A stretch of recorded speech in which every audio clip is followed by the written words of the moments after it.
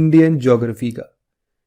Indian geography के का अंदर था और कुछ प्लेट्यूज के बारे में डिस्कशन ज्योग्राफी है वो कैसा है उसके बारे में हम पढ़ते हैं। तो आज के इस लेक्चर में हम लोग क्या पढ़ेंगे, सबसे पहले तो हम लोग पढ़ेंगे कि जो भी हमारा पेनिनसुलर प्लेट्यू है, इस पेनिनसुलर प्लेट्यू के कौन कौन सी हिल रेंजेस हैं, कौन कौन से हिल्स हैं, like Aravalli range, Vindhya range, Satpura range, और इसके अलावा हम लोग जो भी हमारे वेस्टर्न घाट और ईस्टर्न घाट के हिल्स हैं उनके बारे में पढ़ेंगे। फिर वापस से आएंगे कि वेस्टर्न घाट और ईस्टर्न घाट के पास में हम लोग कुछ कोस्टल प्लेन्स भी दिखते हैं, तो हम इन कोस्टल प्लेन्स की बात भी करेंगे। इसके अलावा हम कुछ तो कोस्टल रीजन की बात करेंगे, कोस्टल रीजन जो कि यहाँ पे कोस्टल एरियाज बनाते हैं।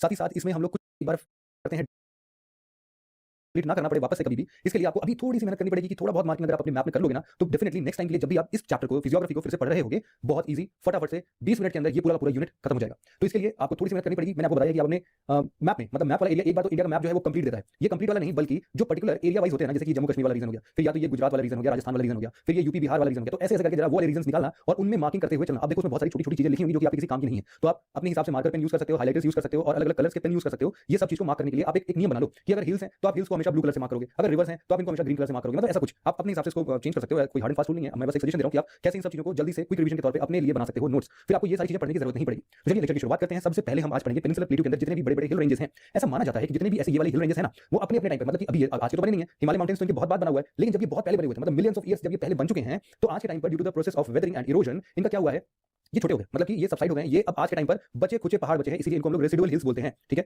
अब इस रेसिडुअल हिल्स का काम क्या है? काम तो वही नॉर्मली पहाड़ जैसा ही होगा कुछ, लेकिन जैसे कि हम हिमालय माउंटेन को देखते हैं ना कि वो आज के टाइम पर 8848 मीटर ऊंचा बिल्कुल आसमान को छूता हुआ ये हिमालय माउंटेन या फिर एवरेस्ट माउंटेन की हाइट जो है इतनी है। तो हो सकता है कि जब अपने यूथफुल स्टेज में पेनिनसुलर प्लेट्यू के ये हिल रेंजेस रहे हो ना तो ये इससे भी ज्यादा ऊंचे रहे हो सकता है कोई 11 किलोमीटर से रहे हो, कोई 12 किलोमीटर, कोई 13 किलोमीटर तक की हाइट में भी अचीवमेंट इनकी हो सकती है। लेकिन क्योंकि इनका वेदरिंग एंड इरोजन प्रोसेस से काफी हद तक काफी चीजें इनकी हट चुकी हैं, इनका लेयर बाय लेयर चीजें हट चुकी हैं, तो आज के टाइम पर जो बचा कुचा पहाड़ है, ये जो रेसिडुअल हिल है, इसमें बहुत ज्यादा हाइट देखने को नहीं मिलता है। मुश्किल से 1 किलोमीटर 2 किलोमीटर या फिर बहुत ज्यादा जाएंगे तो 2 ढाई किलोमीटर 3 किलोमीटर तक से ऊपर कोई भी माउंटेन है ही नहीं यहाँ पर। तो सोचो कितना ज्यादा वेदरिंग और इरोजन इनका हो चुका है। एक्चुअल में होता यूं है कि ये जो भी हिल है ना, जैसा कि मैंने बताया कि रेसिडुअल्स हैं, बहुत साल पहले बने थे। ये बेसिकली कुछ प्रोसेस होते हैं, एक तो होता है देखो फोल्ड माउंटेन, एक होता है ब्लॉक माउंटेन। ठीक, तो fold mountain is the example of Himalayas कि भैया दो प्रेशर्स लग रहे हैं, एक इंडियन ऑस्ट्रेलियन प्लेट इस डायरेक्शन में जा रहा है और यूरेशियन या फिर हम बोले कि यूरेशियन प्लेट जो है वो इस डायरेक्शन में जा रहा है, दोनों की टक्कर होती है और आपस में ऐसे फोल्ड हो जा रहे हैं ऊपर की तरफ। तो ये है हमारे फोल्ड माउंटेन। लेकिन there are certain block mountains. Block mountain का क्या सीन है कि अगर ये हमारा एक जमीन है, इसमें क्या होता है कि एक पर्टिकुलर लैंड सरफेस खिसक के नीचे चला जाता है, तो जो बचा कुछ अमाउंट बचता है वो कुछ इस तरीके से बचेगा। तो यहाँ पर जो दो ऐसे ऐसे स्ट्रक्चर बचते हैं ना, इनको हम बोलते हैं कि ये भी माउंटेन ही है, माउंटेन लाइक स्ट्रक्चर ही तो होगा ना। तो ये माउंटेन वाले स्ट्रक्चर जो होते हैं ये होते हैं हमारे होस्ट।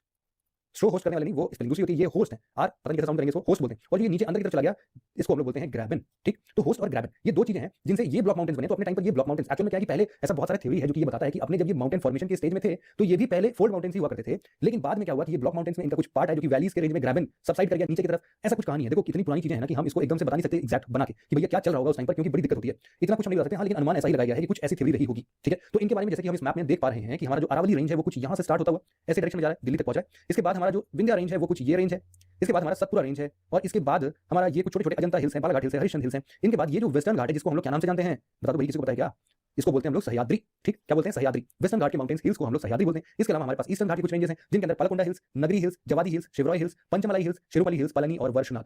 अब इतने सारे याद करने की जरूरत है क्या? देखो कुछ तो याद करना पड़ेगा भाई, ऐसे नहीं चलेगा। क्योंकि मान लो अगर नॉर्थ टू साउथ कभी अरेंज करने के लिए बोलता है तो कम से कम आपको 4-5 अगर वो देता है तो 2-3 तो पता होना जिसके आंसर्स लगा पाओ। तो इसमें जैसे आप इंपॉर्टेंट याद कर सकते हो, जैसे कि नल्ला वाला हिल्स यहाँ पर है, इसके अलावा पालकोंडा हिल्स है, इनके अलावा जवादी हिल्स और शिवरॉय हिल्स, इसके अलावा यहाँ पर पलनी हिल्स। एटलीस्ट आप इतनी बातें याद रखोगे। साथ ही साथ इधर वाले जो हमारे ईस्टर्न वेस्टर्न घाट वे हैं कि यहाँ पर अनाईमुडी है, कार्डमम हिल्स है, डोडा बेटा है, नीलगिरी हिल्स है और शेषाचलम हिल्स है। इधर सारी इंपॉर्टेंट है और इधर जितने इंपॉर्टेंट है मैंने आपको बता दिया। साथ ही साथ कुछ यहाँ पर प्लेन एरियाज देखते हैं। यहाँ पर एक और इंपॉर्टेंट था गरजात हिल्स। गरजात हिल्स के बारे में शायद हम ऑलरेडी पढ़ चुके हैं ना। ठीक है, तो हमने जब प्लेन्स पढ़ा था, प्लेट्यूज पढ़ा था, वहां पर हमने पढ़ा था ना गरजात हिल्स, ऊपर रामगढ़ हिल्स, उसी का एक्सटेंशन हमने बताया था कि वो मेघालय प्लेट्यू में चला जाता है। अच्छा, यहाँ पे मैंने एक चीज आपको बताना उस टाइम पे मैं भूल जाता एकदम से, इसको आप जरा नोट करना कि राजमहल हिल्स का एक्सटेंशन मैंने आपको बताया था कि ये बीच में गैप क्रिएट होता है, इसी से Brahmaputra valley flow, Brahmaputra river flow होती है, और फिर यहाँ पर कंटिन्यूएशन में मेघालय प्लेट्यू है, जयंतिया गारो खासी और यहाँ पर बैकाल। फिर इसके बाद देखो ये जो एक गैप क्रिएट हुआ था, इसको हम लोगों ने प्रोसेस क्या नाम दिया था, इसका नाम हमने दिया था डाउन वार्पिंग। क्या होगा आप सभी को? डाउन वार्पिंग से ये वाला पूरा जमीन जो है ये नीचे की तरफ खिसक गया। तो यहाँ पर जो ये गैप क्रिएट हुआ, इस गैप का नाम मैं आपको बताना भूल गया था। ये गैप का नाम है मालदा गैप, सॉरी ये है मालदा गैप। ठीक है, आप इसको कहीं पर भी नोट कर लेना जरा सा, इसको बोलते हैं हम लोग मालदा गैप। ओके, चलो आगे बढ़ते हैं। इतने सारे हिल्स आपको याद होने चाहिए। बाकी बहुत सारी चीजें हमने ऑलरेडी प्रैक्टिस कर रखी है। एक बार जूम इमेज मैंने आपको दे दिया है कि आप जब भी अपने नोट्स में एक बार पढ़ो तो आखिरकार इन जो भी क्या बोल सकते हो, आप कोड्स बना सकते हो, निमोनिक्स बना सकते हो, north to south, south to north कुछ भी करके। ठीक है, आप उसको याद कर सकते हो एक बार जरा यहाँ पर अच्छे तरीके से देख के। चलो, हमें कौन कौन से हिल्स डिस्कस करने हैं पेनिनसुलर इंडिया में? एक तो अरावली रेंज, एक Vindhya range, Satpura range, western Ghat जिसको हम लोग सह्याद्री भी बोलते हैं, और ईस्टर्न घाट और इसके सिग्निफिकेंस क्या रहे हैं। ओके, चलो सबसे पहले हम स्टार्ट करते हैं अरावली रेंज के बारे में। अरावली रेंज जो है ना ये स्टार्ट होता है भाई हमारे पालनपुर से, पालनपुर गुजरात से स्टार्ट होता है और ये आता है कहां तक? ऊपर दिल्ली तक। दिल्ली में कहां तक? जेएनयू पे। ठीक है, जेएनयू तक ये इसका बिल्कुल रेमिनेंट दिखता है। बहुत लोग ऐसा भी बोलते हैं कि भाई ये केवल जेएनयू पे नहीं होता है। क्या होता है कि अब आप देखो इसका और ऊपर बढ़ोगे ना तो ये गंगा यमुना बेसिन आ जाता है, तो लोग बोलते हैं कि गंगा यमुना बेसिन के अंदर अंदर ही जाता है और कहां तक जाता है? हरिद्वार तक पहुंच जाता है ये। तो इसीलिए ये भी थ्योरी है। और ये अरावली रेंज आप यूं समझो कि वर्ल्ड का अपने इस अर्थ का one of the oldest mountains है, बहुत ज्यादा पुराना है अरावली रेंज। ठीक है, और इंडिया में सबसे ओल्डेस्ट हिल की अगर बात करेंगे तो अरावली रेंज का नाम आएगा। ये वही 4 बिलियन साल पुराना है ये, ठीक है, आर्कियन एरा का है ये। इसके अलावा ये बोला जाता है कि ये, जैसे कि मैंने आपको बताया, कि हिमालय से भी ऊंचा रहा होगा। अच्छा, एक बात ये है कि जब हम इसको यहाँ तक देखते हैं, मतलब कि लगभग जो गुजरात में पलनपुर एरिया से स्टार्ट होता है, ये यहाँ से लेके कुछ यहाँ तक राजस्थान की कुछ इस एरिया तक अगर हम बात करते हैं, तो हम लोग बोलते हैं ये कंटिन्यूअस रेंज है। मतलब कि अगर हम लोग अजमेर तक की बात करें, यहाँ पर मान लो अजमेर है, तो अजमेर तक में ये कंटिन्यूअस रेंज में हमें दिखता है। लेकिन इसके बाद आप देखो डॉटेड स्ट्रक्चर्स या फिर बिल्कुल अलग अलग छोटे छोटे टुकड़ों में बढ़ गया है और ये दिल्ली तक यहाँ तक पहुंचता है।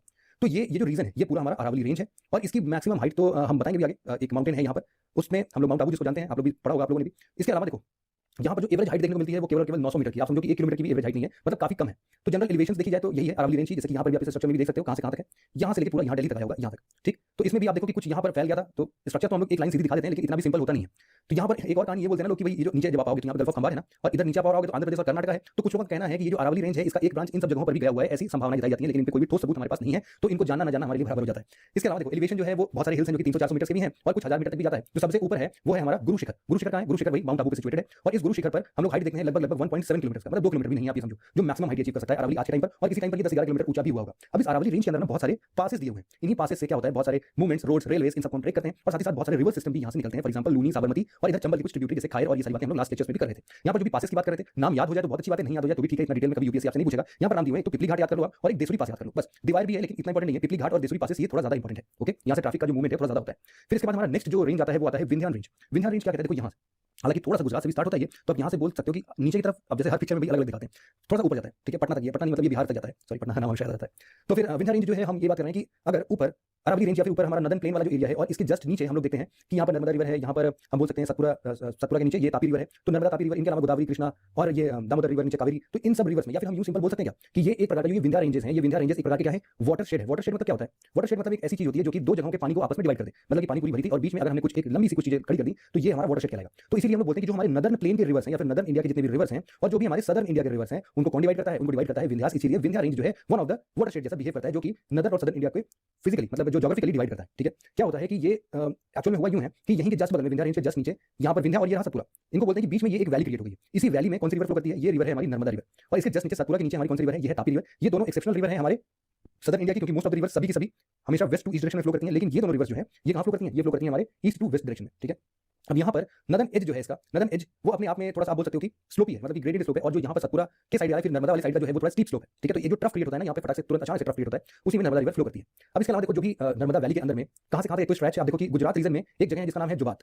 जोबात से लेकर बिहार के सासाराम जिले तक ये फैली हुई है विंध्या रेंज। इसका भी एलिवेशन नॉर्मली देखो तो उससे भी काफी कम है, वहाँ तो 400-600 मीटर, वहाँ पर भी वैसे नॉर्मली वही है कि 300 से 650 मीटर तक ही इसकी एवरेज एलिवेशन देखने को मिलती है, जनरल एलिवेशन देखने को मिलती है। ये सेडिमेंटरी रॉक्स के द्वारा बनाए गए हैं, ठीक है। अब देखो कि ये जो विंध्या रेंजेस हैं, विंध्या रेंजेस जो है अपने आप में हम क्या डिफाइन कर सकते हैं कि गुजरात से बिहार तक जाते हैं, कॉन्टिन्यूअस माउंटेन रेंजेस हैं। आप हमेशा याद रखना कि जो भी विंध्या रेंजेस हैं ये कॉन्टिन्यूअस माउंटेन रेंजेस है। जब हम सतपुरा रेंजेस को पढ़ेंगे ना तो वो कॉन्टिन्यूअस नहीं रहेगा। जब बहुत सारे geosyncline range like Aravalli, Vindhya, ये सारे जब अपलिफ्टमेंट इनका हुआ था फिर बाद में इरोड होते हैं, फिर बाद में फोल्ड माउंटेन्स बनते हैं और ये फाइनली ब्लॉक माउंटेन्स के तरीके से आज हमको दिख रहे हैं। तो ऐसा कुछ कहानी बनाया गया है। नर्मदा वैली के साउथ में बहती है, हमने पढ़ लिया। इसके अलावा और वाटर डिवाइड जैसा भी या फिर वाटर शेड जैसा भी है, नॉर्थ और साउथ के लिए डील करता है। इसके अलावा बहुत सारी यमुना की ट्रिब्यूटरीज हैं जो कि विंध्या रेंज से निकलती हैं, लाइक चंबल है, बेटवा है, केन है, ये सारी रिवर जो है यहीं से निकलती है। इसके अलावा एक रिवर सोन है, रिवर सोन भी यहीं से निकलती है। विंध्या रेंज के सबसे ईस्टर्न पोर्शन पे आप देखोगे एक प्लेट्यू है जिसका नाम है अमरकंटक प्लेट्यू। तो अमरकंटक प्लेट्यू जो है वो ही रिवर सोन को वहां से वो निकलती है। तो इतनी बात हमें पता करनी थी कि नॉर्मली विंध्या रेंजेस के बारे में क्या क्या लिखा हुआ है। एक चीज और कि जब अपने बिल्कुल इन स्ट्रेटजी में होती है, जैसे कि आप इस मैप में देखो, जब भी विंध्या रेंज एक्चुअल में क्या है, गुजरात के इस वाले रीजन से यहाँ पर है कुछ क्या नाम बताया था मैंने आपको, जोबात से लेके ससाराम तक की बात हो रही है। तो जोबात लगभग यहाँ पर है और यहीं से लेके लगभग ये जो बिहार वाला एरिया है वहां तक ये विंध्या रेंज पूरा फैला हुआ है यहाँ तक।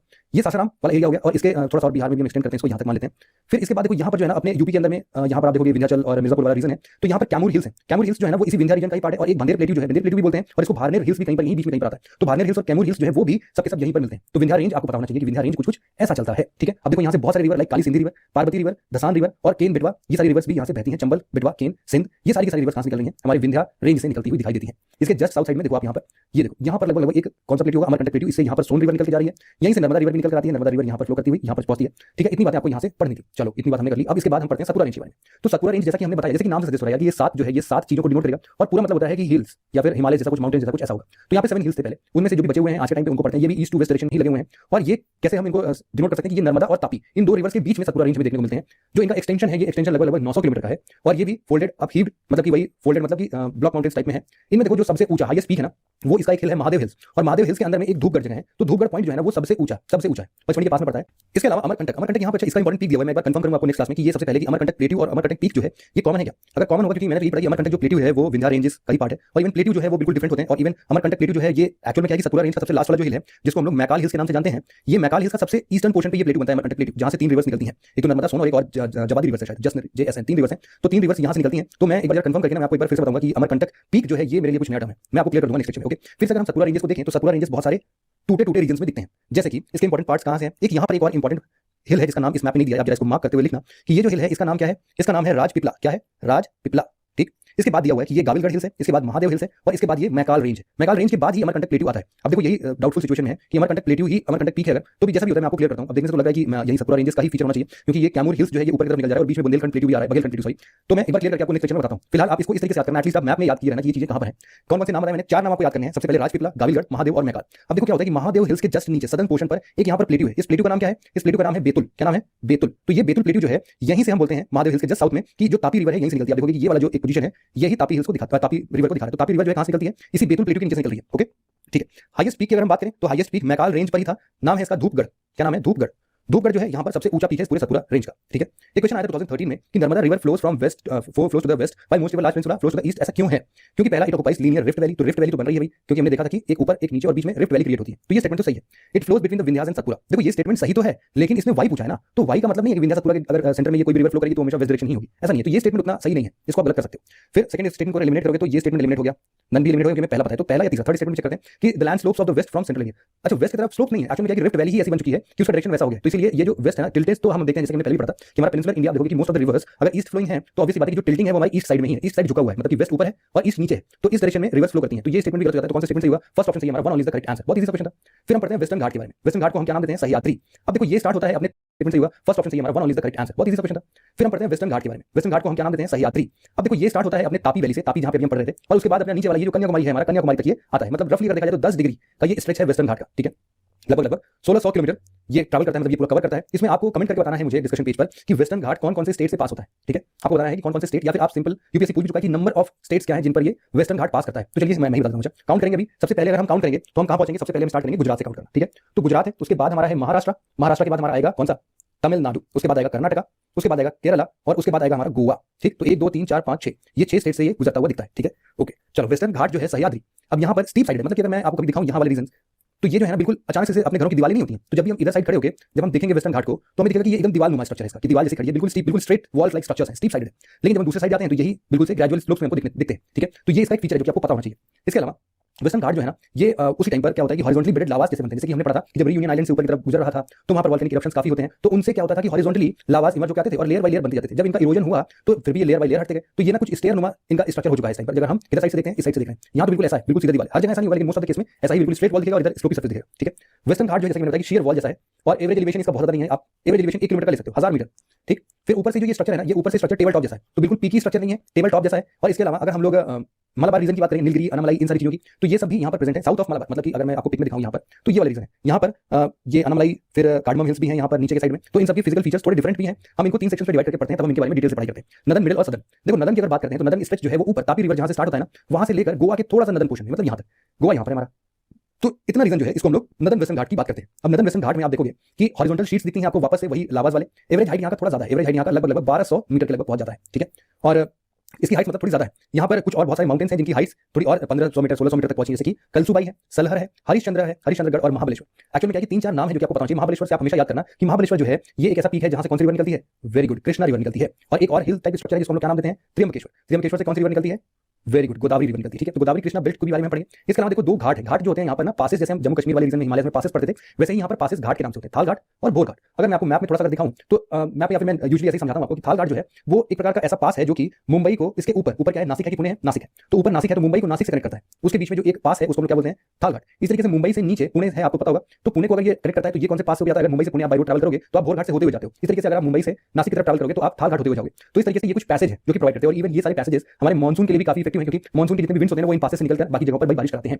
अब यहाँ पर देखो 2 कोस्ट है, कोस्ट पता होना चाहिए। देखो महाराष्ट्र कोस्ट और गोवा कोस्ट, इनको मिला के जो नाम देते हैं उनको बोलते हैं कोंकण कोस्ट, और एक होता है मलबार कोस्ट, वो केरला वाला रीजन, केरला और कर्नाटक कोस्ट को हम लोग मलबार कोस्ट बोलते हैं। जैसे कि यहाँ पर आप देखो दूसरा जो मिडिल सह्याद्री, अभी उन कोस्ट के बारे में हम डिस्कस करेंगे, कोई टेंशन नहीं है। मिडिल सह्याद्री जो है वो कहां से कहां तक है? गोवा के जस्ट ऊपर से लेकर यहाँ तक जहाँ पे नीलगिरी हिल्स है। नीलगिरी हिल्स एक्चुअल में कॉन्फ्लुएंस है हमारे सह्याद्री का, और जब भी अभी हम आगे ईस्टर्न घाट पढ़ेंगे तो वहां का, तो नीलगिरी हिल्स कर्नाटका, केरला, तमिलनाडु, इन तीनों के ट्राई जंक्शंस पर ये एस्टैब्लिश्ड नीलगिरी हिल्स है, और ये नीलगिरी हिल्स तक पहुंचता है हमारा सेंट्रल घाट या फिर मिडिल सह्याद्री। यहाँ पर आप देखोगे कि जो भी पार्ट है ना वो थोड़े ग्रेनाइट या फिर नीच से बने हुए हैं। इनकी हाइट के बारे में तो क्या बताऊं, लेकिन जो स्ट्रक्चर है वो थोड़े डिफरेंट है। एक्चुअल में जो हमारा ऊपर वाला था, मतलब कि महाराष्ट्र वाला रीजन था, वहां के जो पहाड़ थे वो पीकी स्ट्रक्चर्स हुआ करते थे, लेकिन लेकिन यहाँ वाले जो है ये फ्लैट टॉप होते हैं थोड़े, ठीक है, ये फ्लैट टॉप होते हैं, इसीलिए जो बारिश होती है ना वो महाराष्ट्र रीजन में थोड़ी ज्यादा होती है, क्योंकि स्टीप स्लोप है, आपको पता है कि तुरंत ओरोग्राफिक रेनफॉल करा देगा, लेकिन यहाँ पर थोड़ी देर तक बारिश होती है इस वाले रीजन में, मतलब मिडिल सह्याद्री में, ठीक है, आपको इतना पता होगा, बिल्कुल मतलब पता हो गया होगा अब इस टाइम पर। और ये वाला जो रीजन है इसी की वजह से हम देखते हैं कि ये डेंस फॉरेस्ट से कवर है, देखो जो बिल्कुल डार्केस्ट ग्रीन कलर दिखाई गया है वो ये डिनोट कर रहा है कि ये डेंस फॉरेस्ट यहाँ पर बना हुआ है। इसके अलावा देखो एक तो वेस्टर्न स्कार्प है, जो कि वेस्टर्न स्कार्प मतलब होता है कि यहाँ पर कटे हुई चीजें, मतलब जो वैलीज क्रिएट होती हैं ये हेडवर्ड इरोजन के द्वारा कटी हुई हैं, जो भी रिवर्स वगैरह फ्लो करती हैं वो यहाँ पर आपको आराम से दिख जाएंगी इन वैलीज के अंदर में, ठीक है। अब देखो इनका एवरेज हाइट जो है वहां से थोड़ा कम है, 1200 मीटर है, ठीक है, 1200 मीटर वैसे तो ऊपर वाला भी था शायद ना, 1200 मीटर ये एवरेज हाइट की बात करें, लेकिन अगर हम लोग इंपॉर्टेंटली अगर हम लोग कुछ पर्टिकुलर हिल्स की बात करें तो ये देखो थोड़ा ज्यादा होगा, जैसे कि वावुल मल है, ये वावुल मल 2300 मीटर है, वहां पर मैक्सिमम हाइट 1700-1800 मीटर तक की जाता है। इसके अलावा कुद्रेमुख है जो कि आपको याद करना है, कर्नाटक में आपको मिलेगा, पचमढ़ी है ये भी 1700 मीटर है। इसके अलावा सबसे इंपॉर्टेंट है हमारा नीलगिरी जैसे मैंने आपको बताया कि ये 3 स्टेट्स के ट्राई जंक्शन पर है, कर्नाटक, केरला और तमिलनाडु, और इसकी हाइट भी 2000 मीटर से ज्यादा ही है, ठीक है, और ये वेस्टर्न और ईस्टर्न घाट का भी जंक्शन बनाता है। इसके अलावा देखो कुछ और चीजें हैं इंपॉर्टेंट पीक्स के नाम पे, आप एक तो डोडा बेटा याद करोगे और एक मुकुटी याद करोगे, मुकुटी डोडा बेटा, मुकुटी जो है वो तमिलनाडु में पहुंच जाएगा आपका, और डोडा बेटा जो है ये शायद डोडा बेटा एक्चुअली में थोड़ा कंफ्यूजन है, डोडा बेटा कहां पर है, कर्नाटक में शायद है, लेकिन आप एक बार क्लियर कर लेना कि डोडा बेटा है कहां पर, ठीक है, जहां तक मुझे याद आ रहा है कर्नाटक रीजन नहीं है, अगर मैं आपको दिक्कत मैं आपको क्लियर करता हूं इस चीज को। फिर लास्ट में आता है सदर्न सेक्शन। सदर्न सेक्शन जो है ये स्टार्ट होता है ना नीलगिरी हिल्स के जस्ट नीचे आप आओगे, जैसे थाल घाट, भोर घाट, इस तरीके से एक पाल घाट है, ये जो पाल घाट है ये समझ लो सारी पाल घाट या फिर इसको हम लोग पलक्कड़ गैप भी बोलते हैं, यही समझ लो सह्याद्री में जब आप नीचे के साइड केरला वाले रीजन में जब जाने स्टार्ट करोगे तो इसी रीजन से पाल घाट होते हुए आप जाते हो, तो ये अपने आप में काफी इंपॉर्टेंट रिफ्ट वैली टाइप का कुछ है, जहां से रेलवे रोड्स ये सब चीजें पास होती हैं। इसके अलावा आप देखोगे कि जो भी मानसून साउथ वेस्ट मानसून जब आते हैं ना तो मॉइस्ट बियरिंग क्लाउड्स होते हैं वो भी अंदर उसके केरल में अच्छी खासी बारिश करा देते हैं, तो इसका भी एक अपना बढ़िया इफेक्ट है। यहाँ पर अगर हम पाल घाट के साउथ की बात करेंगे तो ये हमारा सह्याद्री का सदर्न सेक्शन दिखाता है, और इसमें आपको देखने को मिलता है कि बहुत सारे स्टीप या रगड स्लोप्स टाइप के होते हैं, ईस्टर्न और वेस्टर्न घाट दोनों ही में, ठीक है। यहाँ पर जो हाईएस्ट पीक है सदर्न सेक्शन में वो है अनाईमुड़ी, जो कि सबसे हाईएस्ट 2695 और पूरे वेस्टर्न घाट का सबसे हाईएस्ट पीक कहलाता है। मतलब आपने देखा यूं कि अगर आपसे कोई पूछे कि जो ये वेस्टर्न घाट है इसका हाइट कैसे इंक्रीज होता है तो आप बोलोगे कि भाई अगर तुम नॉर्थ से साउथ डायरेक्शन में आते हो तो इसका हाइट जो है ना वो इंक्रीज होता हुआ दिखता है। अगर ऐसा स्टेटमेंट कभी भी यूपीएससी आपसे बोलती है पूछती है तो आप इसको सही कर देना, ठीक है। यहाँ पर अनामलाई रेंजेस हैं, पलानी रेंजेस है और कार्डमम हिल्स है, जो कि अपने आप में काफी इंपॉर्टेंट है, और इसमें आप इस तरीके से इसको थोड़ा सा पढ़ सकते हो कि जो भी हमारा केरला वाला सेक्शन है सबसे ऊपर, जैसे कि मान लो केरला का रीजन है ये, मैं आपको रफ स्ट्रक्चर बना दिखाता हूं, ये मान लो केरला हो गया। अब यहाँ पर सबसे ऊपर साइड में आप देखोगे ना कि एक हमने आपको याद होगा कर्नाटक में हमने बाबा बुदान हिल्स के बारे में पढ़ा, तो बाबा बुदान हिल्स सबसे ऊपर आ गया, ठीक है। उसके बाद हमने पढ़ा कि ट्राई जंक्शन पर नीलगिरी हिल्स होगा, तो यहाँ पर नीलगिरी हिल्स आ गया। इसके जस्ट नीचे जो है ना यहाँ पर है पलानी हिल्स, ठीक, पलानी हिल्स। इसके बाद जो हमारा अनामलाई हिल्स है, अनामलाई हिल्स कुछ ऐसे स्ट्रक्चर्स में है जो अपने इस वेस्टर्न घाट के बिल्कुल पैरेलल आप बोल सकते हो, और इवन कार्डमम हिल्स भी आपको ऐसा ही दिखेगा। कार्डमम हिल्स यहाँ पर जैसे कि नाम से हो रहा है कार्डमम्स वगैरह मिलते हैं। इसके बाद यहाँ पर कुछ और चीजें हैं जैसे कि पलानी हिल्स हो गया, एक सिरुमलाई है, वसुनाड हिल्स है, ये सारी चीजें भी हैं। तो आप इन तीन का याद रखना कि भाई सबसे ऊपर क्या है हमारा अनामलाई हिल्स, यहाँ पर सबसे ऊपर क्या है पलानी हिल्स है, पलानी हिल्स की इधर साइड में आप आओगे तो ये हमारा अनामलाई हिल्स है, और सबसे नीचे क्या है कार्डमम हिल्स है, ठीक है। तो सीक्वेंस याद होना चाहिए कौन सा कैसे है। कार्डमम हिल्स को ही हम लोग एक और नाम से जानते हैं जिसको हम लोग बोलते हैं इलाई मलाई हिल्स, ठीक है, इलाई मलाई हिल्स या फिर इलमलाई हिल्स कुछ भी बोल सकते हो आप, वो सदर्न इंडिया में कैसे प्रोनाउंस करते हैं एक्चुअली मुझे भी पता नहीं है। ओके, तो ईस्टर्न घाट की बात करते हैं। देखो जैसे कि स्ट्रक्चर से ही देखने में पता चला होगा ईस्टर्न घाट जो है वो अपने वेस्टर्न घाट से इसकी विड्थ जो है थोड़ी ज्यादा है, उसकी विड्थ जो है ना वो लगभग 60 किलोमीटर तक की थी, लेकिन ईस्टर्न घाट की विड्थ जो है वो ऑन एवरेज 120 किलोमीटर तक की हो सकती है। सबसे अपने लॉन्गेस्ट स्ट्रक्चर्स में 300 किलोमीटर तक भी जाता है। फिलहाल ईस्टर्न घाट की बात करें तो ये लगभग पैरेलल अपने ईस्ट कोस्ट के ही रन करता है, और लेकिन यहाँ पर जो है ना बहुत सारे ब्रोकन हिल्स देखने को मिलते हैं, तो ये ब्रोकन हिल्स के डायरेक्शन कुछ भी हो सकते हैं, तो इसीलिए ये कंटीन्यूअस रेंज में नहीं आता, कंटीन्यूअस रेंज में अपना वेस्टर्न घाट था।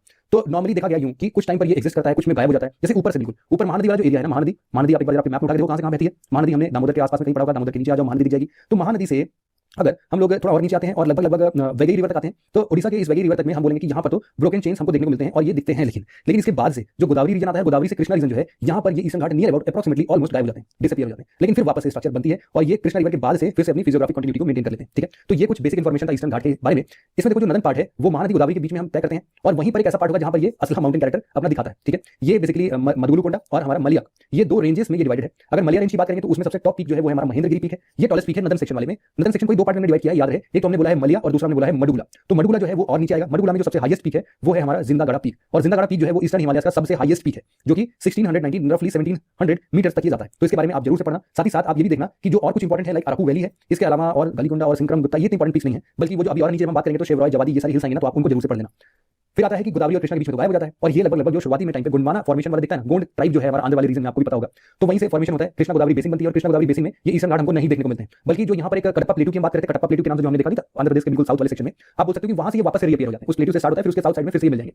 अब यहाँ पर नीचे चल के ये नल्लामलाई रेंज में मिलते हैं। याद है देखो ये नल्लामलाई हिल रेंज है, यूपीएससी बहुत कंफ्यूज करता है। कभी आपने उधर पढ़ा था, अभी अन्नामलाई था, क्या था वो अन्नामलाई रेंज था, और ये कौन सा नल्लामलाई है, तो आपको कंफ्यूज नहीं होना, नाम में बहुत ही डिफरेंट नाम है, यूपीएससी डेफिनेटली इन सब बातों में बहुत कंफ्यूज करता है। सदर्न पार्ट जो है इस रेंज का पालाकोंडा रेंज आता है, पालाकोंडा रेंज, और इसके साउथ में अगर हम बढ़ते हैं तो फिर हमको जवादी हिल्स, शेवरॉय हिल्स, ये सारी चीजें मिलती हैं, और इवन कर्नाटक के एकदम सिस्टम में नीलगिरी हिल्स से जस्ट ऊपर थोड़ा सा आपको बिलिगिरी रंगन हिल्स भी देखने को मिल जाएगा, ठीक है। और ये ईस्टर्न और वेस्टर्न घाट के बाद बिलिगिरी रंगन के बाद ये नीलगिरी में मर्ज हो जाता है, ठीक है। तो इतनी बातें आपको ईस्टर्न घाट के बारे में पता होनी चाहिए। छोटा सा मैं आपको एक डिफरेंशिएशन दिखा पाऊं कि ईस्टर्न और वेस्टर्न घाट में क्या अलग बातें होती हैं।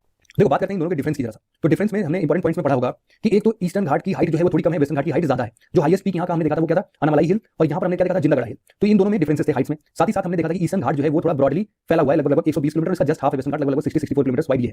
फिर हमने देखा कि देखो वेस्टर्न घाट में ओरोग्राफिक रेनफॉल बहुत बड़ी तरीके से होता है, क्योंकि इसका स्लोप है वो स्टीप स्लोप है, ऐसा कुछ स्लोप है। तो यहाँ से जब भी क्लाउड बियरिंग विंड्स आएंगी, सॉरी रेन बियरिंग विंड्स आएंगी, तो मॉइस्चर बियरिंग विंड्स, तो ये फटाक से ऊपर उठेंगी और क्लाउड बनकर यहाँ पर बारिश वारिश खूब सारी हो जाएगी। इनके अलावा आप एक और बात बोल सकते हो कि यहाँ पर बारिश साउथ वेस्ट मानसून से होती है, लेकिन मैंने आपको जब मानसून का थोड़ा सा अंदाजा दिया था तो मैंने आपको बताया था कि ये वाला जो रीजन है, जब नॉर्थ ईस्ट मानसून चलता है उस डायरेक्शन में, तो बे ऑफ बंगाल से पानी उठाता है और फिर से बारिश कराता है, यहाँ पर एवरग्रीन फॉरेस्ट देखने को मिलता है। तो यहाँ पर 12 महीने बारिश होती है और यहाँ पर कुछ मानसून पीरियड में ही बारिश होती है। सॉइल के रेस्पेक्ट में भी काफी डिफरेंसेस देखने को मिलते हैं। यहाँ पर जो सॉइल है वो हाईली फर्टाइल है, मतलब जो वेस्टर्न घाट वाला सॉइल है ये काफी फर्टाइल है और यहाँ पर बहुत सारे कैश्यू नट्स लाइक कुछ और भी फ्रूट्स, राइस, रबर, कॉटन, ये सारी चीजें बनती हैं। और जो यहाँ का सॉइल है वो उतना ज्यादा फर्टाइल तो नहीं है, लेकिन फिर भी यहाँ पर भी राइस, टोबैको, कॉटन, कोकोनट, ये सारी चीजें यहाँ पर भी देखने को मिल जाती हैं। तो सॉइल में थोड़ा बहुत डिफरेंसेस देखने को मिलेगा। बाकी के डिफरेंसेस आप आराम से स्लाइड को पॉज करके पढ़ सकते हो। पेनिनसुला प्लेटू की सिग्निफिकेंस की बात करते हैं। क्या सिग्निफिकेंस है? सबसे पहले हमने देखा कि बहुत सारे जो मिनरल रिसोर्सेज हैं उनका संग्रह यहाँ पर मिलता है, जैसे iron, manganese, copper, bauxite, chromium, mica, gold भी मिलता है हमारे इधर विंध्या वाले रेंजेस के आसपास वाले रीजन में। इसके अलावा देखो जितना भी कोल वाला रीजन है वो सबके सब गोंडवाना कोल हमारे यहाँ मिलता है, तो गोंडवाना कोल जो है वो भी लगभग इन्हीं प्लेट्यूज, पेनिनसुला प्लेट्यू में ही देखने को मिलता है। इसके अलावा हम इसके बाद और भी रिजर्व्स देखते हैं like slate, shale, sandstone, marbles, कुछ ऐसे सेडिमेंटरी रॉक्स होते हैं ये जहां पर हम लोग को ऑयल्स वगैरह मिल जाते हैं, ऐसी चीजें भी मिल सकती है। जो नॉर्थ वेस्ट प्लेट्यू मतलब महाराष्ट्र वाला रीजन जो है वहां पर मिलते हैं हमको ब्लैक सॉइल, और ये कॉटन के लिए एक्सट्रीमली हेल्पफुल होते हैं, क्योंकि कॉटन के लिए जो भी एक फंडा चाहिए कि बारिश बहुत ज्यादा नहीं होनी चाहिए, मतलब पानी जो है तुरंत मतलब भीगा भी होना चाहिए, बादल भी थोड़ा कम होना चाहिए, मतलब धूप भी बहुत ज्यादा नहीं पड़नी चाहिए। तो ये सब जो भी रीजन है ना वो यहाँ के सॉइल में मिल जाते हैं और आराम से ये पैदा होता है ये कॉटन। इसके अलावा अगर हम साउथ इंडिया की बात करें तो वहां पर टी, कॉफी, रबर, ये सारी चीजें भी काफी हद तक पैदा की जाती हैं। ओके, पेनिनसुला प्लेट्यू की अगर हम बात करें तो और इसमें क्या फायदा होता है? एक तो राइस वाला फायदा होगा कि राइस वगैरह काफी बढ़िया तरीके से यहाँ पर ग्रो की जाती है, बहुत अलग फीचर है यहाँ पर, हम पढ़ेंगे भी इसको भी। फिर बहुत अलग टाइप ऑफ फॉरेस्ट देखने को मिल जाते हैं यहाँ पे। हाइड्रोइलेक्ट्रिसिटी डेवलप करने के लिए बहुत सारे रिवर्स यहाँ पर हैं जो कि हमें देखने को मिलते हैं। इवन हमारे टूरिस्ट अट्रैक्शन के लिए बहुत सारे हिल रिजॉर्ट्स हैं लाइक खंडाला, माउंट आबू और पंचमढ़ी, ये सारी चीजें इंपॉर्टेंट है, महाबलेश्वर, त्र्यंबकेश्वर, ये सारी चीजें हैं, ठीक है। तो आप इतनी बातें याद कर सकते हो। फिर हमारा नेक्स्ट टॉपिक आता है, वो आता है इंडिया की कोस्ट लाइन, ठीक है, इंडियन कोस्ट लाइन। तो कोस्ट लाइन जो है वो कुछ इस हिसाब से, हमारा ये जो पूरा रीजन है, इस पूरे रीजन में अगर हम अपने आइलैंड्स को भी मिला लें इन सभी चीजों को, तो हम देखेंगे कि लगभग ऐसे 13 स्टेट से ये पास होता है, ठीक है। मन में जरा जल्दी से स्लाइड पास करके देख लो, 13 स्टेट्स आपको समझ में आ रहे हैं यहाँ से यहाँ तक के लिए फटाफट से, ठीक है। चलो ओके, हो गया आपका, ठीक है। अभी हम क्या करते हैं कि देखो ये जो पूरा का पूरा है लगभग 7,500 किलोमीटर का है, 7500 किलोमीटर की कोस्ट लाइन लगती है, लेकिन इसमें से लगभग ये वाला जो है ये लगभग 66,000 किलोमीटर का ही है। बाकी जो 1500 किलोमीटर हैं वो यहाँ वाले, मतलब कि जो लक्षद्वीप आइलैंड है और अंडमान निकोबार आइलैंड है उसको अगर हटा दिया जाए तो फिर कोस्टल रीजन का जो लेंथ है पूरा ये बनेगा लगभग 6000 किलोमीटर का है। ओके, अब ये लगभग बहुत ही स्ट्रेट है। ये स्ट्रेट इसलिए है ना क्योंकि यहाँ पर फॉल्टिंग हुई थी, फॉल्टिंग में इमरजेंस और सबमर्जेंस दोनों देखने को मिलता है। अब ये क्रेटाशियस पीरियड में होता है, मतलब जब गोंडवाना लैंड अलग हो रहा था ना उसके जस्ट बाद यहाँ पर देखने को मिला कि ये सब टूट गए यहाँ से। जब टूट गए ना तो फिर जब टूटने के बाद बिल्कुल स्ट्रेट लाइन में टूटेंगे। मैं बताता हूँ आपको कि यहाँ पर देखो आप ये वाला जो रेंज देखने को मिल रहा है, मतलब कि कॉन्टिनेंटल शेल्फ है। आप देखो कि ये कॉन्टिनेंटल शेल्फ थोड़ा सा ज्यादा विड्थ ज्यादा है यहाँ पे और यहाँ कॉन्टिनेंटल शेल्फ का विड्थ कम है। इस पे भी अभी टिप्पणी करेंगे कि एक्चुअली क्या होता है कि ये जो है ब्रेक करके नीचे गिर गया है यहाँ पर, ठीक है। तो इसलिए इसकी विड्थ थोड़ी ज्यादा भी हो गई है और यहाँ पर जो मतलब डेप्थ है वो काफी दूर जाने के बाद अचानक से बढ़ता है। यहाँ पर जो है डेप्थ काफी तेजी से बढ़ जाता है, लेकिन फिर भी कुछ इशूज हैं इनके कोस्टल एरियाज में, मतलब जो पोर्ट्स वगैरह बनते हैं उनके बारे में भी हम डिस्कस भी करेंगे।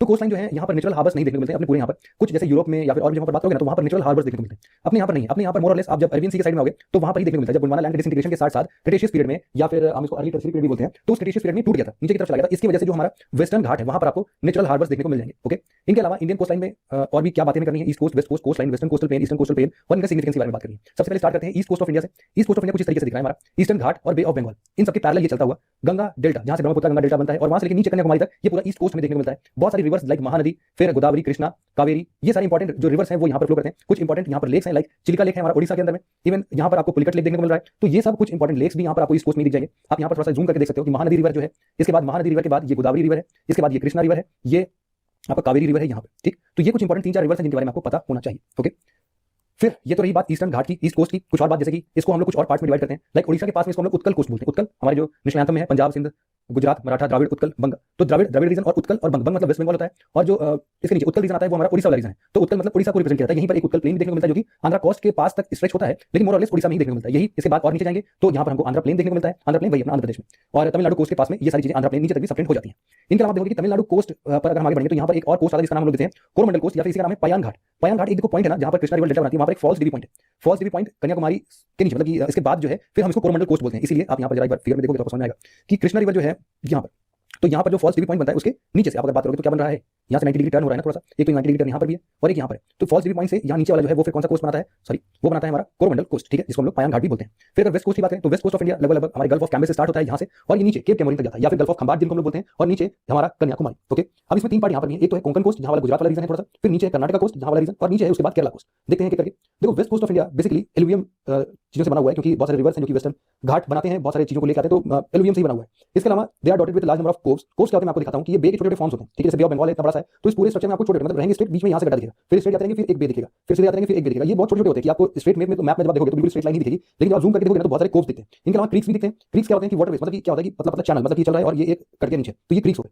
यहाँ पर ये क्रीक हो गया, इस तरीके से लैंड सर्फेस अगर चल रहा है और ये क्रीक्स डेवलप हो रहे हैं तो इनको हम लोग क्या बोलते हैं। इनके अलावा कुछ एस्चुरीज भी होती हैं। एस्चुरीज मतलब कहाँ पे, जहाँ पर जो रिवर्स हैं और जो यहाँ का सी एरिया है, अगर इनका नॉर्मली जो रिवर्स फ्लो करती हैं, अगर यहाँ पर इनका डेप्थ जो है थोड़ा नीचे हो जाए सी लेवल से, तो सी वाटर यहाँ पर आ जाते हैं, सी वाटर अंदर की तरफ जाते हैं और ये वाला रीजन जो है ये पूरा बनता है एस्चुरी का। तो ये एस्चुरी है। इसके अलावा कुछ बैक वाटर्स होते हैं। बैक वाटर्स मतलब वही कि अगर जो इनका डेप्थ है, मान लो कोई ऐसा लैंड बन गया जहां पर लैंड सरफेस पर कि नॉर्मली चला था, लेकिन यहां से पतला सा करते हुए यहां का डेप्थ जो है इधर पूरा लैंड सरफेस है, ठीक है, यहां पर थोड़ा सा गड्ढा हो गया, तो क्या होगा कि सी का वाटर यहां पर आके भर जाएगा, तो इसको हम लोग क्या बोलेंगे, बैक वाटर बोलते हैं, ठीक है। इनके अलावा जैसे बैक वाटर्स में सबसे बड़ा कौन सा है, वेम्बनाड लेक, वेम्बनाड लेक अपनी इंडिया का सबसे बड़ा लेक है, बैक वाटर लेक सबसे बड़ा है, ठीक है।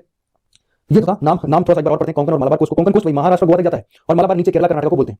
नाम अगर ऐसे करके पढ़ें, कोस्ट लाइन इमरजेंस और कोस्ट लाइन ऑफ सबमर्जेंस करके, तो भी डिफरेंसेस आते हैं। देखो कुछ दो चीजें एक बार मैं आपको बताता हूं, इमरजेंस और सबमर्जेंस क्या होता है। इमरजेंस मतलब क्या, कुछ चीजें अगर ऐड हो रही हैं, ऐड हो रही है क्या मतलब है, देखो जैसे मान लो पहले ये सिचुएशन था, पहला जिसको मैं नाम ले रहा हूं, चीजें विंड जो है और जो ओशन वेव्स हैं इनमें जो है चीजों को इकट्ठा करते रहे, तो यहां पर कुछ चीजें इकट्ठा हो गई, कुछ इस तरीके से स्ट्रक्चर है जो 2 नंबर का है, ये वाला जो एक रीजन बन के आता है, इसको हम लोग क्या बोलते हैं, ये हमारा कोस्ट लाइन ऑफ इमरजेंस है। तो बहुत सारे कोस्ट लाइन हमारे इंडियन कोस्ट पे इमरजेंस से बने हुए हैं, कुछ हमारे कोस्ट जो है वो सबमर्ज हो चुके हैं, जैसे कि मान लो पहले के जमाने में कुछ ऐसा रहा हो, लेकिन ये सी सरफेस का लेवल थोड़ा सा ज्यादा हो गया हो या फिर यहां पर इरोजन कुछ ज्यादा हो गया हो यहां वाले पर, तो ये जो है पानी अंदर तक आ गया, मतलब ये वाला जो रीजन ये है हमारा जो कोस्ट लाइन ऐसा बन रहा है, ये हमारा है coast line of submergence, submerge हो गया और ये नया इमर्ज हो गया, तो इसलिए इमरजेंस। तो इवन जब हम इमरजेंस की बात करते हैं तो यहां पर हमको क्या देखने को मिलता है, कुछ बार्स देखने को मिलते हैं, स्पिट्स देखने को मिलते हैं, लगून्स, सॉल्ट मार्शेस, बीचेस, सी क्लिफ्स और आर्चेस। तो इतने सारे जो भी फीचर्स हैं ऑलरेडी इन सब बारे में पढ़ चुके हैं। बार्स क्या होते हैं कि रिवर का एक बार लग गया, मतलब कि कुछ इकट्ठा हो गया, फिर बाद में अंदर कुछ पानी भरा, तो फिर लेके अंदर भी भरते पूरा एक जमीन टाइप का बन गया, मतलब कुछ ऐसा बन गया। फिर इसमें स्पिट्स होते हैं, स्पिट्स क्या होते हैं, जैसे कि आप श्री हरिकोटा देख लो, श्री हरिकोटा जो है ना वो अपने आप में एक स्पिट जैसा है, उसमें क्या होता है कि एक लाइन बनती है, मतलब कि मान लो कुछ चलता रहता है और यहाँ पर कुछ जमीन ऐसे है, तो यहाँ पर कुछ चीजें इकट्ठा होते कुछ इस डायरेक्शन में इकट्ठा होने लगती है, तो इसको हम लोग क्या बोलते हैं, स्पिट्स बोलते हैं। इसी तरीके से सी क्लिफ्स, आर्चेस, सॉल्ट मार्शेस, जहां पर सॉल्ट इकट्ठा होते हैं वैसा कुछ बन जाता है, बीचेस, सी बीचेस में पता है Goa is one of them, तो ऐसी चीजें इमरजेंस में बनती रहती हैं।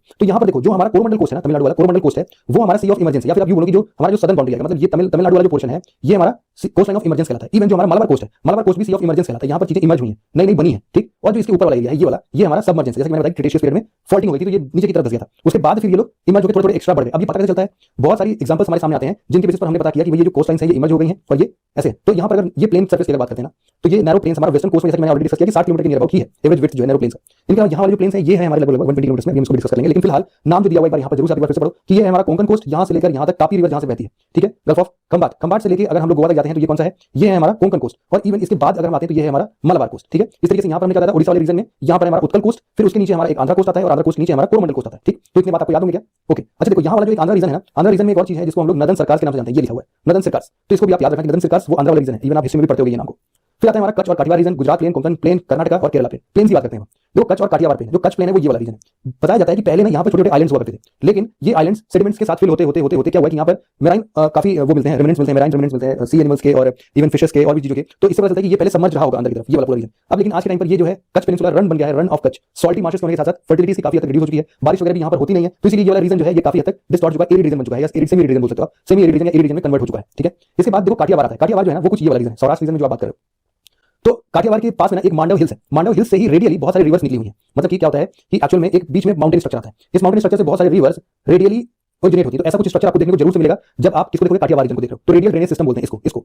तो यहीं पर आपको एक गिर रेंज मिलता है, गिर फॉरेस्ट, आप बताइए गिर लाइन के लिए बहुत ज्यादा फेमस है, तो ये सब कहां पर देखने को मिलेंगे, काठियावाड़ रीजन में देखने को मिलेंगे। जो मांडव हिल्स की मैं बात कर रहा था वो आप यहां पर देख सकते हो, ये मांडव हिल्स है और यहां से बहुत सारे रिवर्स जो है ना वो इन डायरेक्शन में ऐसे फ्लो होते हैं, ठीक। तो रेडियली बहुत सारे रिवर्स फ्लो होते हैं यहाँ पर। ये कौन सा है, ये है हमारा, एक तो हमने पढ़ा यहाँ Kutch peninsula, Kutch region, run of Kutch, और दूसरा हमने पढ़ा काठियावाड़ रीजन यहाँ पर, ठीक है। इसके बाद देखो गुजरात प्लेन आता है, गुजरात प्लेन इसके ईस्टर्न सेक्शन पर बेस्ड है, ईस्ट ऑफ कच्छ को हम बोल सकते हैं, यहाँ पर कच्छ हमारा इसके ईस्ट पोर्शन में हमारा गुजरात प्लेन आता है। और इवन यहाँ पर आप देखोगे कि गुजरात प्लेन हमारे यहाँ नर्मदा तापी वाले जहाँ पर रिवर है, इवन माही और ये साबरमती रिवर्स जो कि यहाँ से निकल रही है ऐसे, और कुछ अरावली से निकल रही है, तो वो सब भी आपको देखने को मिलेगा कि इसी प्लेन वही आते हैं, ठीक है। ईस्टर्न पार्ट जो है ना गुजरात का काफी फर्टाइल है, एग्रीकल्चर को बढ़िया सपोर्ट करता है और मोर और लेस इसकी फर्टिलिटी भी ठीक ठाक है। इसके अलावा कोई आता है कोंकण प्लेन, कोंकण प्लेन जो है ना वो ये वाला रीजन, मतलब कि जो महाराष्ट्र का रीजन है आप उसको कोंकण बुला सकते हो, तापी से नीचे गोवा तक, आप ऐसे बोलो, मतलब ऊपर दमन ले लो, दमन से गोवा तक, तो ये आएगा हमारा कहां पर, कोंकण प्लेन के नाम से। अब यहाँ पर हमको क्या देखने को मिलता है, इसका मेजर फीचर ये है कि यहाँ पर हम लोग क्लिफ्स देखने को मिलते हैं, शोआल्स देखने को मिलते हैं, रिफ्स और आइलैंड्स देखने को मिलते हैं। शोआल्स क्या होते हैं हमने पढ़ चुका है, ये हमने पढ़ रखा है ऑलरेडी। देखो शोआल्स जो है ना ये आपको देखने को मिलेंगे कि सैंड का एक गट्ठर पानी के अंदर, जैसे मान लो कि ये जो है लैंड सर्फेस अपना और फिर इधर जो है ये पूरा सी सर्फेस है, तो सी सर्फेस पर बीचों बीच कहीं पर एक एक्यूमुलेशन हो गया सैंड का, जिसको हम लोग सैंड के लिए इसको एक हम संग्रहालय या फिर ऐसा कुछ भी नाम देते हैं, कि यहाँ पर सैंड जो है इकट्ठा हो चुका है, इसी को हम लोग शोआल्स बोलते हैं। मैंने ये भी पढ़ा था कि ये शिप्स के ट्रैवलिंग में बड़ा दिक्कत करता है, क्योंकि ऊपर से देखने में उतना ज्यादा पता नहीं चल पाता है, यहाँ पर शिप्स जो है ना वो स्टक हो जाती है। फिर उसके बाद कुछ क्रीक्स डेवलप होती है यहाँ पर, क्रीक या फिर जिसको हम लोग इम्बेमेंट बोलते हैं, इम्बेमेंट को इसको बोलते हैं, ये वाला रीजन है। ये हमारा जो बे होते हैं ना, बे को थोड़ा सा छोटा कर दो तो ये नॉर्मल चलते चलते बेस बनते हैं, ये बेस होते हैं, ये इम्बेमेंट कहलाते हैं। तो ये अपने आप में देखोगे ना कि नेचुरल हार्बर का कुछ बढ़िया काम करते हैं। तो ये मुंबई का एक्चुअल में आप प्लान देख रहे हो कि मुंबई है, तो मुंबई में एक अपने आप में ये नेचुरल हार्बर बनता हुआ दिखाई देता है, ओके। इसके बाद कर्नाटक का कोस्टल प्लेन देखते हैं, तो गोवा से लेकर मैंगलोर तक, ये वाला जो रीजन आप देख रहे हो ये है हमारा मैंगलोर। तो गोवा से लेके ये है हमारा गोवा, तो गोवा से लेके मैंगलोर तक हमको क्या देखने को मिलता है, कर्नाटक कोस्टल प्लेन। तो ये कर्नाटक कोस्टल प्लेन में गोवा से मैंगलोर तक लगभग इसकी विड्थ जो है 30 किलोमीटर से 50 किलोमीटर तक है। और आप देखोगे कि यहाँ पर जो भी हिल रेंजेस हैं वहां पर वाटरफॉल्स बहुत दिखते हैं, स्टीप स्लोप्स देखने को मिलेंगे आपको इधर साइड पे भी। तो इधर साइड पे जब भी देखने को मिलते हैं तो वहां से वाटरफॉल्स और इवन जो शरावती रिवर है जिसपे हमारे इंडिया का सबसे हाईएस्ट वाटरफॉल जो है जिसको हम लोग जोग फॉल्स के नाम से जानते हैं या फिर जिसको हम लोग गेरसोपा फॉल भी बोलते हैं, वो है जिसकी हाइट है 271 मीटर। सबसे हाईएस्ट कौन है, सबसे हाईएस्ट देखो वेनेजुएला के अंदर हमने पढ़ा एंजल फॉल्स। एंजल फॉल्स का जो हाइट है ना वो लगभग 900 या फिर 1000 मीटर तक का है, ठीक है। इसके अलावा सेकंड नंबर पे हमने क्या नाम दिया था, हमने साउथ अफ्रीका के अंदर में टुगेला फॉल्स पढ़ा था, याद है आपको, मैप वाले में हमने पढ़ा था टुगेला फॉल्स। तो टुगेला फॉल्स का भी हाइट लगभग 950 मीटर तक का है। तो टुगेला फॉल्स मतलब वेनेजुएला में ये कौन सा है, एंजल फॉल, फिर टुगेला फॉल, फिर उसके बाद ये सब हमारे छोटे छोटे फॉल्स आते हैं, लेकिन इंडिया में सबसे ऊंचाई पर कौन सा है? जोग फॉल्स, जिसको हम लोग गेसोपा फॉल के नाम से भी जानते हैं। इसके बाद फाइनली आता है हमारा केरला प्लेन। केरला प्लेन के अंदर में मलबार प्लेन के नाम से भी जाने जाने वाली ये प्लेन को हम लोग मैंगलोर से लेके नीचे कन्याकुमारी तक देख सकते हैं। ठीक है, ये अपने आप में देखो लो लाइन प्लेन है। लो लाइन प्लेन से क्या होता है कि पानी वगैरह काफी हद तक भर जाता है, तो बैक वाटर्स काफी देखने को मिलते हैं। इवन जो लेगून्स होते हैं, बैक वाटर्स होते हैं, ये सब बहुत सारी जगह पर देखने को मिलते हैं केरला के इस कोस्ट पे। और इवन जो वेम्बनाड लेक है, जिसको पता है कि 75 किलोमीटर लंबा ये वेम्बनाड लेक, जहां पर आपको पता होगा कि बोट रेसिंग जो होती है ना ओणम वाले फेस्टिवल में, तो यही वेम्बनाड लेक में ही होती है। ठीक है, आप आर्ट एंड कल्चर में इसको अच्छे से पढ़ोगे। और यहाँ पे बहुत ही बढ़िया फीचर जिसको हम लोग कयाल बोलते हैं, इसको बैक वाटर जो होते हैं, बैक वाटर इनको हम लोग कयाल का नाम देते हैं यहाँ पर। ठीक है, ओके। तो ये कुछ केरला प्लेन के बारे में इंफॉर्मेशन थी। अब हम बढ़ते हैं ईस्टर्न कोस्टल प्लेन की तरफ। ईस्टर्न कोस्टल प्लेन में हम बात करते हैं तो एक सुबर्णरेखा रिवर है। ठीक है, सुबर्णरेखा रिवर वही दामोदर रिवर के आसपास वाले रीजन में, ओडिशा वेस्ट बंगाल वाले रीजन में आपको दिखेगा। वहां से स्टार्ट होता हुआ कन्याकुमारी तक आता है, इसको हम लोग बोलते हैं ईस्टर्न कोस्टल प्लेन। अब इसको भी बाद में वापस डिवाइड करेंगे। यहाँ पर भी एलुवियल फीलिंग्स ही होती हैं। कुछ हमारे ऐसे जोन्स होते हैं जो कि लेक रीजन में होते हैं, कुछ शोर्स बनते हैं, कुछ सी साइड पे बनते हैं। बहुत सारी नदियां यहाँ पर आती है, बड़े बड़े डेल्टास क्रिएट करती हैं, लाइक महानदी, गोदावरी, कृष्णा, कावेरी रिवर्स है। ये कावेरी और जो एक कावेरी हम ये लिखते हैं KAVERI, दोनों सेम है, कंफ्यूज नहीं होना। ठीक है, बहुत लोग ये कावेरी किस लिखते हैं, बहुत लोग ये लिखते हैं, दोनों सेम रिवर्स है। तो वेस्ट कोस्टल प्लेन्स जिसकी हम बात कर रहे हैं, इसका एक्सटेंसिव जो एक्सटेंशन है वो लगभग 120 किलोमीटर तक का है। इसके बाद हम देखते हैं कि नदन सरकार की बात भी हम कर रहे थे, आंध्र प्रदेश वाले रीजन में, जो कि महानदी और कृष्णा रिवर के बिल्कुल बीचों बीच ये नदन सरकार आते हैं। उसके बाद वाला जो है उसको हम लोग कर्नाटक रीजन बोलते हैं, जो कि कृष्णा से लेकर फिर नीचे कावेरी रिवर तक आता है। तो ये दो पार्ट में इसको हमने डिवाइड किया है। वापस से तीन पार्ट हम देखते हैं। तो उत्कल प्लेन, इसके बारे में हम डिस्कशन कर रहे थे, फिर आंध्र प्लेन और तमिलनाडु प्लेन। ओके, तो देखो उत्कल प्लेन, उत्कल कोस्ट ये हो गया हमारा। उत्कल प्लेन में हमने देखा था कि बेसिकली कुछ ऐसे कोस्टल एरियाज हैं जो ओडिशा वाले हैं, महानदी वाले रिवर से हैं। तो यहाँ पर सबसे प्रोमिनेंट फीचर क्या है? यहाँ पर है चिल्का लेक। चिल्का लेक जो है वो अपने यहाँ की सबसे बड़ी बैक वाटर लेक कहलाने वाली है, सॉल्ट लेक जिसको हम लोग बोलते हैं, ब्रैकिश लेक। ठीक, कंट्री की सबसे बड़ी लेक है ये, 780 स्क्वायर किलोमीटर में है ये। ठीक है, और ये तो ठंडियों में है, गर्मियों में मानसून के मंथ में बहुत बड़ी हो जाती है, 1200 स्क्वायर किलोमीटर तक की हो जाती है। इसके जस्ट साउथ में हम लोग प्लेन एरियाज देखते हैं काफी, और हिल्स वगैरह भी धीरे धीरे कम होने लगते हैं, जैसे हमने डिस्कस भी किया कि इसके बाद वाला जो रीजन है वो गोंडवाना वाले लैंड में कन्वर्ट हो जाता है, फिर वहां पर हिल्स जो है वो गायब हो जाते हैं। फिर आता है हमारा आंध्र प्लेन। आंध्र प्लेन की बात करते हैं तो उत्कल प्लेन के साउथ में बढ़ेंगे तो ये ऑब्वियसली आंध्र प्लेन मिलेगा। और यहीं पर आंध्र प्लेन में हमको क्या देखने को मिलता है? स्पिट्स देखने को मिलते हैं। स्पिट्स जैसा कि मैंने बताया कि वो श्री हरिकोटा जो आइलैंड है वहां पर काफी बड़े तरीके से आप देख सकते हो कि वो एक पिट के फॉर्म में है। इवन यहाँ का भी जो प्रोमिनेंट फीचर है, आप बता सकते हो कि गोदावरी कृष्णा का जो डेल्टा बनता है वो काफी सही है। और ये दो डेल्टास है ना आपस में मर्ज होते हुए दिखते हैं, एक यूनिट जैसे दिखते हैं। और ये जो एक यूनिट है ये अपने आप में बहुत ही प्रोमिनेंट फीचर बनाती है। तो जो कंबाइंड डेल्टा है ये लगभग 35 किलोमीटर चौड़ा डेल्टा है। ठीक है, अच्छा, यहाँ पे हम एक और बात कर रहे थे कि जो कोस्ट लाइन ऑफ इमरजेंस था आंध्र के साइड में, तो आंध्र के साइड में कोस्ट लाइन ऑफ इमरजेंस कैसे था कि ये जो कोलेरू लेक है ये पहले काफी बाहर के साइड में था। ये पहले के टाइम पर तो लेगून था, फिर धीरे धीरे अंदर की तरफ शिफ्ट होता है कोलेरू लेक, और अब काफी अंदर हो चुका है अपने मेन लैंड से। तो मेन लैंड से कोलेरू लेक काफी अंदर है, इसीलिए जो उसके आगे वाला कोस्टल एरिया बना हुआ है उसको हम लोग कोस्ट लाइन ऑफ इमरजेंस बोलते हैं। मोर और लेस काफी स्ट्रेट कोस्ट है ये भी, लेकिन अच्छे हार्बर्स यहाँ पर नहीं मिलते। कुछ एक्सेप्शनल केसेस बने हैं, विशाखापट्टनम है और मछलीपट्टनम है, लेकिन इसके अलावा और बहुत सारे पोर्ट्स देखने को नहीं मिलते हैं। वेस्टर्न कोस्ट में क्या होता है कि सबडक्ट हुए ना, ये इतना टूट के गिर गए, तो टूट के गिरने से क्या है कि अचानक से हाइट बढ़ गई है कहीं कहीं, तो वहां पर आप अच्छे तरीके से नेचुरल हार्बर्स मिल सकते हैं, लेकिन हमारे ईस्टर्न लाइन पर आपको नेचुरल हार्बर्स देखने को नहीं मिलेगा।